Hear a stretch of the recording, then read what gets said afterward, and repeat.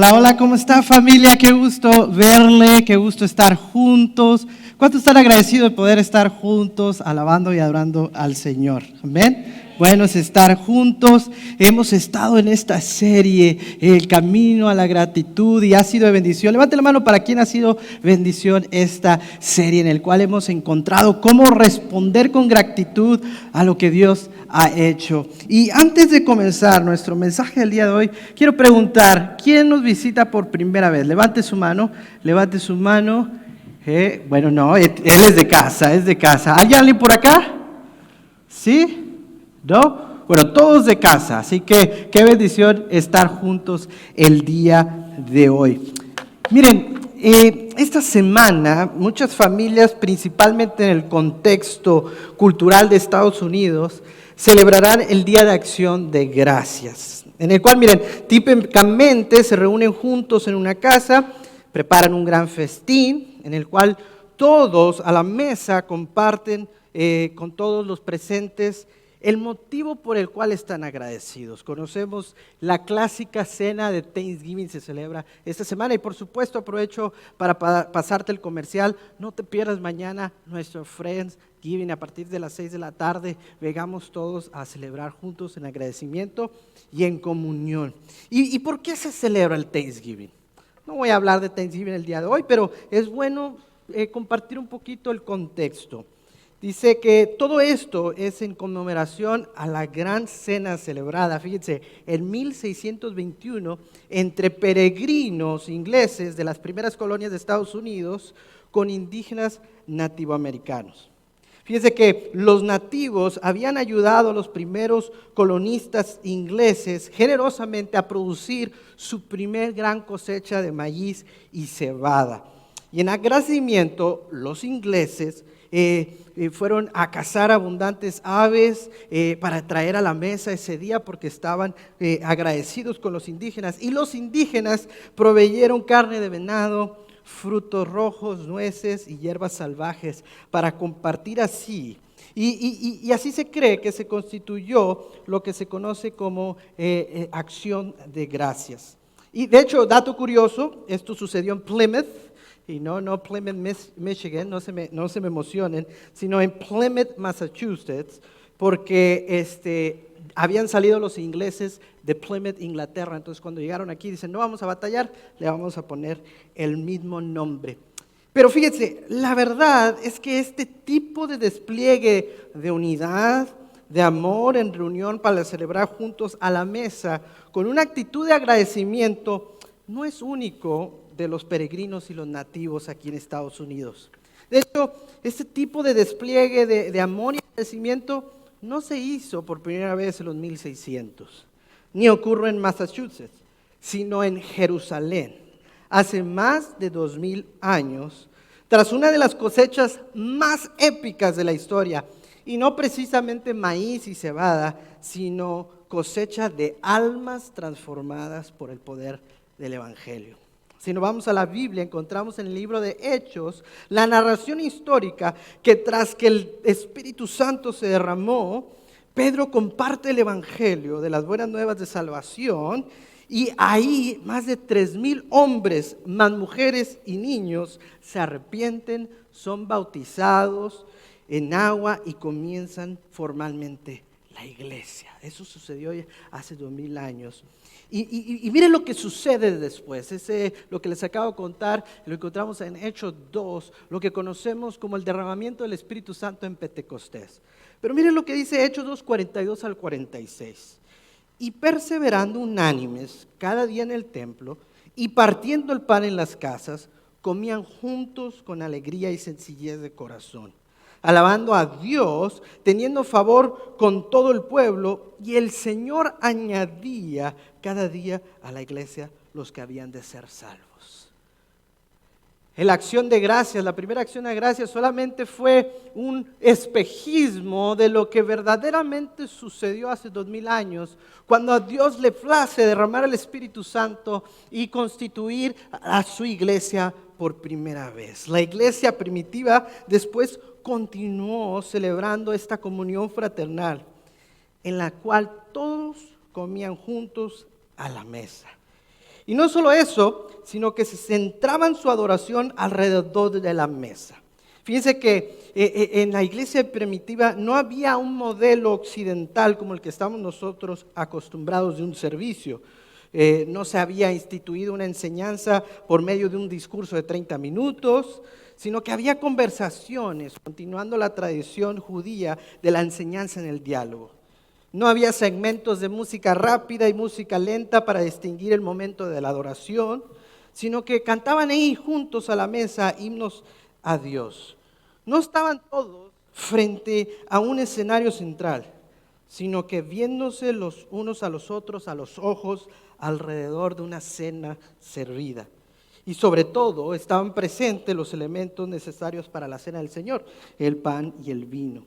También todas las reuniones cada día se hacían más diversas culturalmente, porque no solo los judíos empezaban a creer en el Evangelio de Jesucristo, sino también los gentiles. Vemos muy parecido, como peregrinos ingleses se sentaban con nativos. Eso ya había sucedido en la historia de la iglesia, cuando judíos y gentiles se sentaban juntos en agradecimiento con un mismo motivo, y es el agradecimiento a Cristo. Lo vemos ahí, que Dios añadía de toda lengua y toda nación, como dice, el Señor añadía cada día a la iglesia los que habían de ser salvos. Aclaro, esto no es una crítica a la iglesia moderna, sino una invitación a que reflexionemos juntos qué principios importantes podemos y debemos rescatar de la vida de la iglesia primitiva, porque ellos adoraban a la mesa. Es por eso que hoy titulé mi sermón, Todos a la mesa, unidad, transformación y esperanza. ¿Qué le parece si oramos antes de estudiar el texto? Señor, te damos gracias porque nos permites estar unidos, Señor. Padre Santo, celebrando juntos el momento en adorarte a ti, Señor. El momento en que podemos partir el pan, Señor, teniendo la cena del Señor esta tarde, Padre Santo, pero sobre todo también comer del pan que no perece, que es tu palabra, Señor. Que seas tú el que a través de tus escrituras, Señor, nos cambies y nos traigas convicción. Todo esto te lo pedimos en el nombre de Cristo Jesús. Y el pueblo dice, amén. Muy bien. Como ya establecimos en esta introducción, las reuniones de la iglesia primitiva eran muy distintas a lo que estamos acostumbrados ahora. Así que para poder rescatar principios que nos ayuden a enriquecer nuestra vida cristiana como iglesia, tenemos que investigar qué puntos sí son indispensables. Es decir, Dios no está molesto por el cual la iglesia moderna ahora tiene este modelo. No me malinterprete, pero sí vale la pena estudiar el texto bíblico para ver qué sí nos falta. Que si a la hora de agregar a la manera en que adoramos al Señor se nos ha pasado por algo por ahí, ¿sí? Y fíjense que aquí encontramos un texto en 1 Corintios 11, del versículos 17 al 34, donde está una contraparte de lo que vemos en Hechos 2:46. En Hechos vemos cómo ellos convivían en armonía. Y en el texto que vamos a estudiar hoy, vemos cómo había problemas en la iglesia de Corintio y no estaban modelando lo que se había instituido en el libro de Hechos. Pero miren, antes de estudiar esta porción, tengo que aclarar algo. Históricamente, la iglesia del primer siglo, es decir, los primeros creyentes, no solo tenían liturgias más minimalistas, es decir, no discurso, no bandas, no anuncios, no luces, etcétera, sino que observaban la cena del Señor cada vez que se reunían, ¿sí? La mesa no era solamente un inmobiliario práctico para poder comer, sino que era central en el orden de servicio y adoración. Se preparaba y se servía toda una cena para poder tener la excusa de tener la Santa Cena. Es decir, que en la iglesia primitiva, constantemente, cada domingo, celebraban la cena del Señor. Pastor, ¿es equivocado que nosotros no lo hagamos así? No precisamente, pero es importante reconocer que cada vez que se reunían, existía el partimiento del pan. Y eso no solo significa comer juntos, sino que significa observar la cena del Señor. Mire, vaya conmigo, vamos al texto, en 1 Corintios 11, 17 al 19. Si no trae su Biblia, aquí va a estar en pantallas. Voy a leer todo el pasaje, voy a ir rápido y después vamos a irnos estudiando poco a poco. Dice: en las siguientes instrucciones no puedo elogiarlos, pues parece que hacen más daño que bien cuando se juntan. Primero oigo que hay divisiones entre ustedes cuando se reúnen como iglesia. Y hasta cierto punto lo creo. Así que, por supuesto que tiene que haber divisiones entre ustedes para que los que tienen la aprobación de Dios sean reconocidos. Cuando ustedes se reúnen, la verdad es que no les interesa la cena del Señor, pues algunos se apresuran a comer su propia comida y no la comparten con los demás. Como resultado, algunos se quedan con hambre mientras que otros se emborrachan. ¿Qué? ¿Acaso no tienen sus propias casas para comer y beber? ¿O de veras quieren deshonrar a la iglesia de Dios y avergonzar a los pobres? ¿Qué se supone que debo decir? ¿Quieren que los elogie? Pues bien, de ninguna manera los elogiaré por esto. Pues yo transmito lo que recibí del Señor mismo. La noche en que fue traicionado, el Señor Jesús tomó y dio gracias a Dios por ese pan. Luego lo partió en trozos y dijo: esto es mi cuerpo, el cual es entregado por ustedes. Hagan esto en memoria de mí. De la misma manera, tomó en sus manos la copa de vino después de la cena y dijo: esta copa es el nuevo pacto entre Dios y su pueblo, un acuerdo confirmado con mi sangre. Hagan esto en memoria de mí todas las veces que la beban. Pues cada vez que coman este pan y beban de esta copa, anuncian la muerte del Señor hasta que Él vuelva. Y ya mero terminamos. Por lo tanto, cualquiera que come este pan o beba de esta copa del Señor en forma indigna es culpable de pecar contra el cuerpo y la sangre del Señor. Por esta razón, cada uno debería examinarse a sí mismo antes de comer el pan y beber la copa. Pues si alguno come el pan y bebe la copa sin honrar el cuerpo de Cristo, come y bebe juicio de Dios sobre sí mismo. Esa es la razón por la que muchos de ustedes son débiles, están enfermos y algunos incluso han muerto. Si nos examináramos a nosotros mismos, Dios no juzgaría de esa manera. Sin embargo, cuando el Señor nos juzga, nos está disciplinando para que no seamos condenados juntos con el mundo. Así que, mis amados hermanos, cuando se reúnan para la cena del Señor, espérense unos a otros. Si de veras tienen hambre, que cada uno coma en su casa, a fin de no traer juicio sobre ustedes mismos. Cuando se reúnan, les daré instrucciones sobre los demás asuntos después de mi llegada. Difícil texto, ¿verdad? Pero vamos a estudiarlo. ¿Está listo? Mi primer punto: ¿por qué era tan importante para Pablo distinguir lo que estaba sucediendo cada vez que la iglesia se reunía en Corintio? Porque fíjense que hay algo poderoso en la mesa, en este símbolo de la mesa. De hecho, a lo largo de las Escrituras, la mesa es utilizada para representar la presencia de Dios. En el tabernáculo, en donde estaba la mesa de la propiciación y se ponían los panes, representaban el cuerpo de Cristo que venía a dar nuestro sacrificio. Jesús, cuando discipulaba, no solo lo hacía al caminar, sino lo hacía sentado a la mesa. ¿Sí? Era común, la mesa tenía algo importante. Y la equivalente para nosotros sería cada vez que nos juntamos aquí en la iglesia. A pesar de que no tenemos una mesa, esto cuenta como nuestra reunión y sentarnos junto a la mesa. Y fíjense que al comienzo de este pasaje ya encontramos la primera característica que viola los principios importantes de reunirse a la mesa, o en otras palabras, el reunirnos en la iglesia. Pablo arranca observando que los corintios se hacían más daño al reunirse que mantenerse separados, puesto que existían entre ellos divisiones, las cuales principalmente eran socioeconómicas. El problema que aquí Pablo está describiendo en el contexto es que en Corintio había principalmente gente con dinero, con recursos, y otra parte de la iglesia, gente pobre y sin recursos. Esta división era socioeconómica.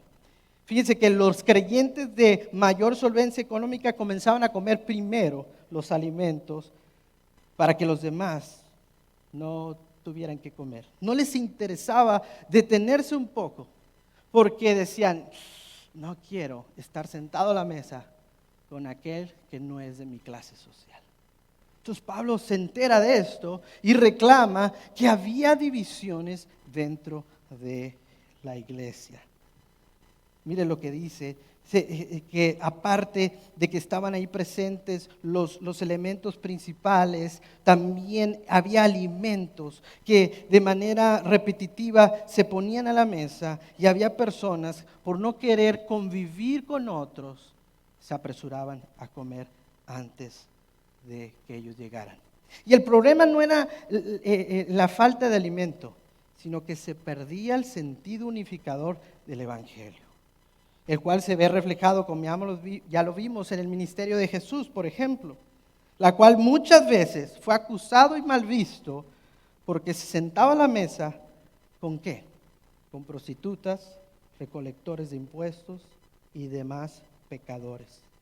La gracia del evangelio se extendía a toda persona sin importar qué clase social ni trasfondo de vida, lo cual era lo controversial. Lo que estaba sucediendo en Corintio no reflejaba la actitud que le había modelado Cristo a sus discípulos. Y de hecho, lamentablemente, tenemos un concepto erróneo de cómo se veía una mesa en el tiempo de Cristo, porque tenemos la Santa Cena de Da Vinci. ¿Han visto la Santa Cena de Da Vinci? Cómo están todos sentados en una mesa alta.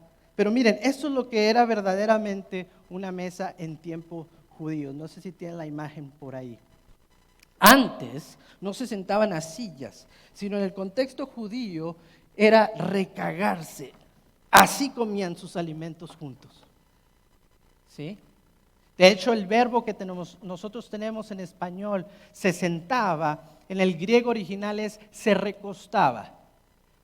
Pero debido a que en el latín no se iba a oír muy bien que Jesús se recostase con prostitutas, con pecadores y coleccionistas de taxas, cambiaron el verbo a sentarse. Pero el original dice que Cristo se recostaba. Esto habla de intimidad.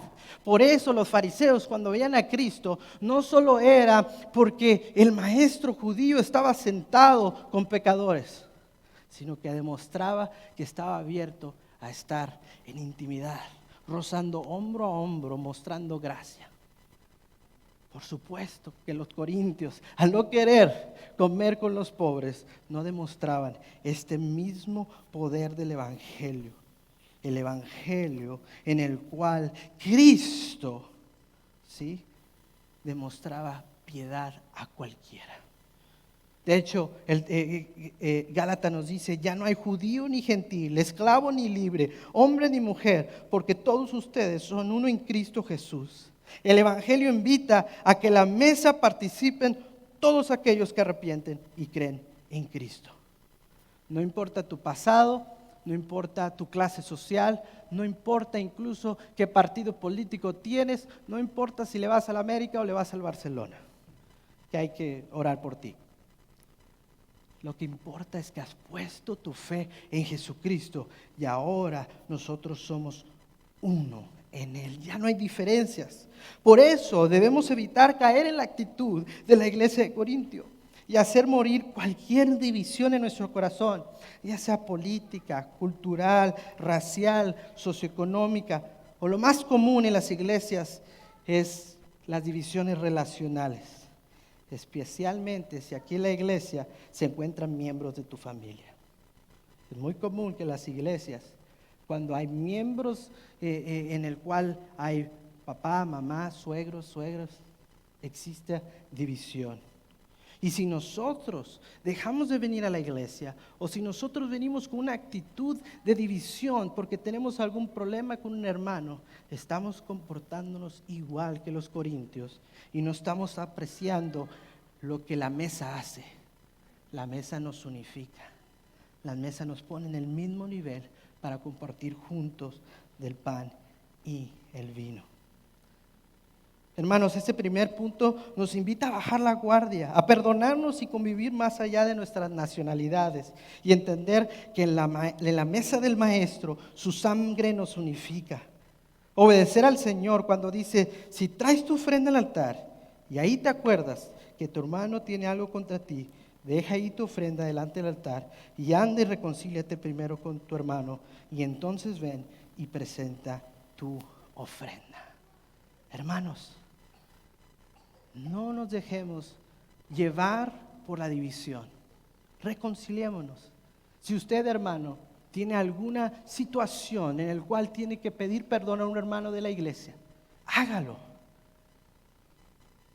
Sobre todo si tiene algún problema con un familiar que a lo mejor no está aquí, eso hágalo. Pero más importante es que aquí haya unidad y que nos unifiquemos. Que a lo mejor un malentendido, que a lo mejor un roce relacional, que a lo mejor algo que a lo mejor se vale estar molesto con esa persona.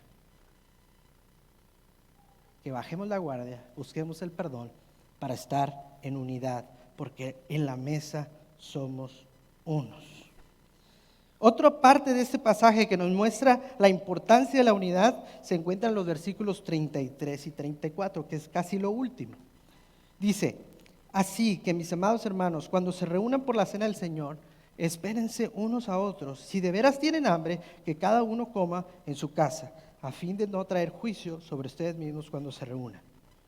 Pablo está enfatizando no solo en la unión cualitativa, es decir, no solo que cuando se unen se caigan bien y se perdonen, sino también en la cuantitativa, en el cual todos los miembros deben considerar la importancia de estar juntos a la mesa, ¿sí? Participando no solo de la cena del Señor, sino de la experiencia total de nuestra comunión como asamblea. Estar juntos desde el momento de la adoración, estar juntos al final cuando estamos orando, estar juntos en medio del sermón. Estar unidos no solo es en calidad, sino en cantidad. Es por eso que Hebreos nos dice, no dejarnos de congregar como algunos tienen por costumbre. Entender que tú tienes un lugar a la mesa, que tiene tu nombre. Y cada vez que no vienes, esa silla está vacía. Y te necesitamos para poder juntos alabar al Señor. Y esto lo digo con amor. Y si nos congregamos, también es importante llegar a tiempo. Eso lo dice Apurías 2:12. Llegar tiempo, juntos, que no nos perdamos ningún momento de la mesa, de este festín que preparamos delante del Señor. Estar desde antes para poder abrazarnos y saludarnos y convivir. Estar durante todo el momento de adoración juntos. Y por supuesto, terminar juntos en oración. Es importante que la unificación no sea en la calidad solamente de nuestras relaciones, sino que en lo posible estemos juntos. Pastor, y si estoy enfermo, está bien. Pastor, es que por esta temporada no puedo, está bien. Hay abundante en gracia.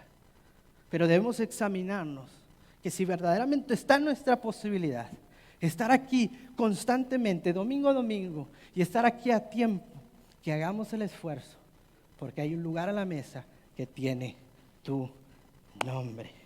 ¿Cuántos dicen amén? Amén. Segundo punto, la mesa transforma. La mesa transforma. Miren, Pablo sigue exhortando en cuanto a la división en los siguientes versículos, pero después se centra en la transformación que existe cuando venimos a la casa del Señor, cuando nos sentamos a la mesa. Miren lo que dice el 27. Por lo tanto, cualquiera que come este pan o beba de esta copa del Señor en forma indigna es culpable de pecar contra el cuerpo y la sangre del Señor. Por esta razón, cada uno debería examinarse a sí mismo antes de comer el pan y beber la copa. Pablo exhorta con pasión que todo aquel que participe en la mesa del Señor debe pausar, debe autoexaminarse el corazón y ponerse a cuentas con Dios. Puesto a pesar que la gracia es abundante en Cristo, su sangre no fue derramada en vano, y participar de la copa que representa su cuerpo con descuido no es cualquier cosa. Leemos en el 29, pues si alguno come el pan y bebe de la copa sin honrar el cuerpo de Cristo, come y bebe juicio de Dios sobre sí mismo. Esa es la razón por la cual muchos de ustedes son débiles y están enfermos, y algunos incluso han muerto. Palabra difícil es esta. Pero Pablo continúa. Acuérdense, siempre hay esperanza. Dice el 31, si nos examináramos a nosotros mismos, Dios no nos juzgaría de esta manera. Sin embargo, cuando el Señor nos juzga, nos está disciplinando para que no seamos condenados junto con el mundo. Aquí demuestra que el Señor nunca rechaza un corazón contrito y humillado, como dice las Escrituras. Juan 1, 8 al 9 dice, si afirmamos que no tenemos pecado, lo único que hacemos es engañarnos a nosotros mismos y no vivimos en la verdad. Pero si confesamos nuestros pecados a Dios, Él es fiel y justo para perdonar nuestros pecados y limpiarnos de toda maldad. Hermanos, en la mesa del Señor hay transformación, ya que el continuo ejercicio de autoexaminación y confesión, tenemos la certeza de que nuestras vidas serán cambiadas. Hermanos, ¿por qué había cambio profundo en la iglesia? Porque celebraban la Santa del Señor cada domingo. Y cada domingo tenían que ponerse a cuentas con su Creador. Y cada domingo tenían que reflexionar, ¿habrá un pecado oculto en mi ser? Señor, aún lo que no sé, Padre, ante tu luz maravillosa, la traigo a tu trono de gracia, confiado, Señor, que tú no rechaces un corazón contrito y humillado, Padre, y tú perdonas multitud de pecados. Por eso la iglesia estaba transformada, porque de cada rato y de continuo examinaban su vida. Dios es fiel para perdonar pecados, hermanos. ¿Cuántos dicen amén? Y último punto, porque está aquí ya el pan y el vino y ya me estoy emocionando y quiero que juntos participemos de la cena del Señor. Ahora mi tercer punto y último es que a la mesa hay esperanza. La mesa unifica, la mesa transforma, pero también la mesa trae esperanza. Porque ahora nos concentramos en el plato fuerte de la reunión de la iglesia. Y eso era lo que dice Pablo. Dice, la noche en que fue traicionado el Señor Jesús, tomó pan y dio gracias por ese pan. Luego lo partió en trozos y dijo, esto es mi cuerpo, el cual es entregado por ustedes. Hagan esto en memoria de mí. De la misma manera, tomó en sus manos la copa de vino después de la cena y dijo, esta copa es el nuevo pacto entre Dios y su pueblo, un acuerdo confirmado con mi sangre. Hagan esto en memoria de mí todas las veces que la beban. Y escuchan, pues cada vez que coman este pan y beben esta copa, anuncian la muerte del Señor hasta que Él vuelva. En la mesa hay esperanza. Hermanos, este es el evangelio proclamado a través del sacramento. No es solo un ritual, no solo era la excusa para poder preparar todo un festín alrededor de la mesa, sino que Cristo mismo lo instituyó para recordar lo que Él hizo en la cruz del Calvario, lo que hizo por nosotros. Que Él se entregó en la cruz del Calvario y derramó cada gota de su sangre para el perdón de nuestros pecados. Y puesta la fe en ese símbolo, en eso que hizo, y puestos la fe en la resurrección, podemos estar seguros que un día nos llevará cuando Él vuelva para pasar una eternidad en Él. Hay esperanza a la mesa.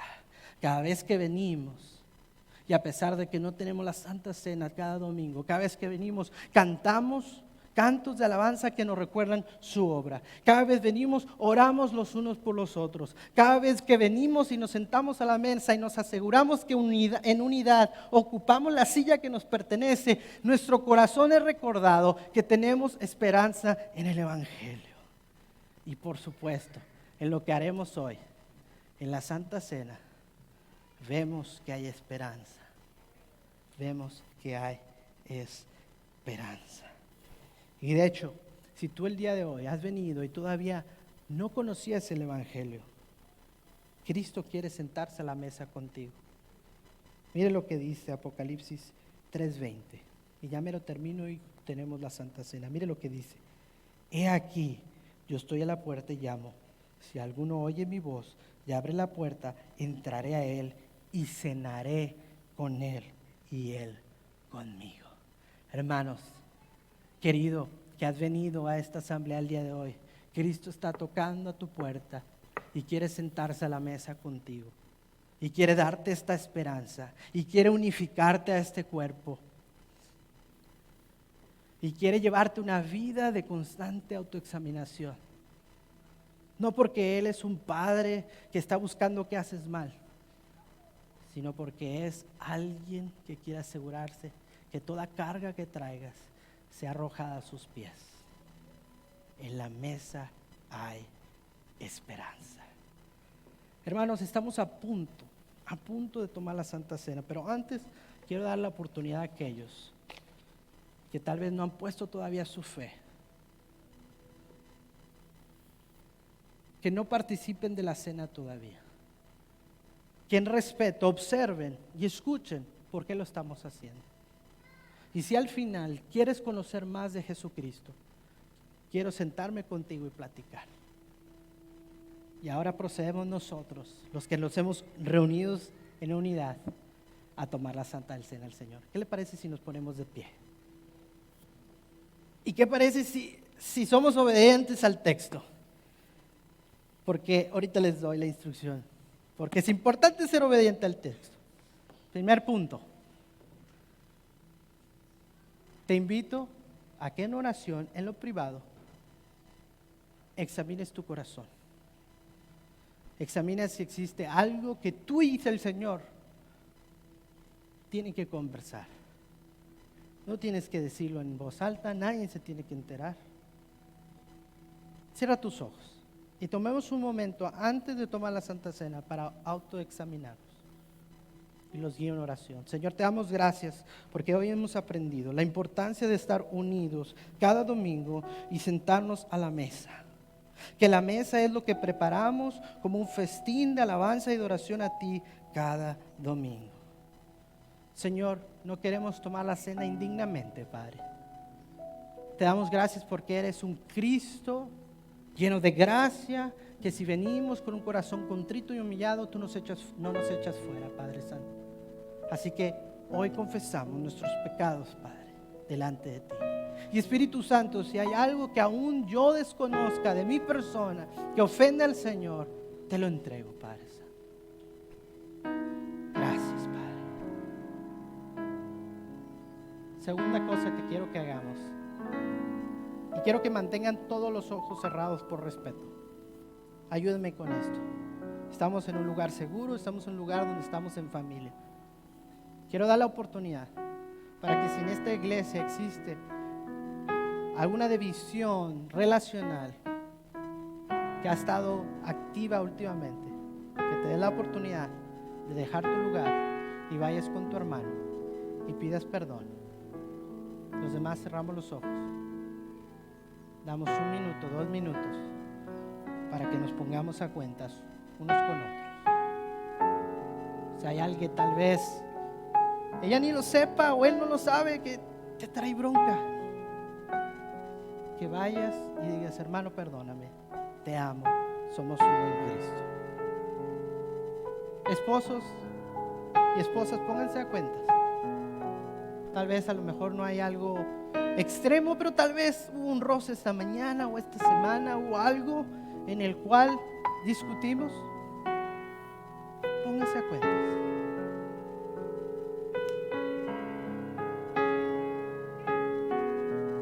Nosotros como liderazgo de Mal City les pedimos disculpas si algún día no hemos llevado en nuestro liderazgo conforme a las expectativas de la palabra. Te pedimos perdón y te amamos y queremos juntos tomar la Santa Cena en unidad contigo. Todo esto, Señor, te lo entregamos a ti en nombre de Cristo Jesús. Amén.